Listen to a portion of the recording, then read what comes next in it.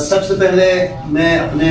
Team جو روندو سے assembly جو روندو کی نمائندگی کرتے ہیں اسکردو آئے ہیں ان کا مشکور ہوں آپ سب کا۔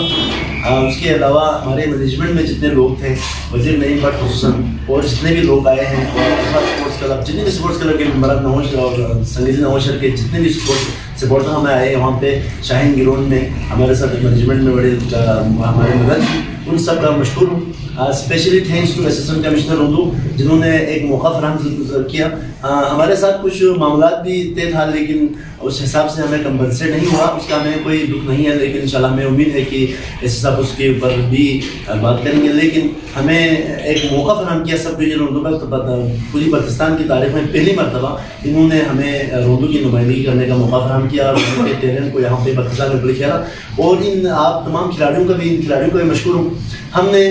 خدا کو حاضر نظر رکھ کے بہترین سلیکشن کی اور کمیٹی بنا کے کی تھی، اس میں ہمارا کوئی ذاتی انٹرسٹ نہیں تھا۔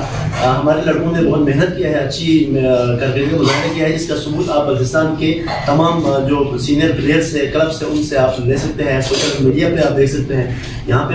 ڈویژنل لیول پہ یہ اسکردو لیول پہ نہیں تھا، پوری پاکستان لیول کے ٹیموں کے ساتھ مقابلہ کیا ہے، اس کا آپ سب کا مشکور ممنون ہوں، اور جن لوگوں نے ہمارے ساتھ سپورٹ کیا ہے ان کا بھی شکریہ، اور specially thanks to assistant commissioner Rondu Raja Nasir Ali Khan, انہوں نے ہمیں بر وقت آنے کی، ان کے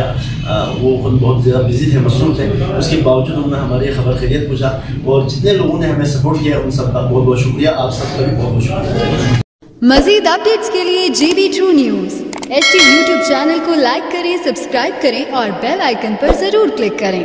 تاکہ ہماری ساری ویڈیوز آپ لوگوں کو پر وقت مل سکیں۔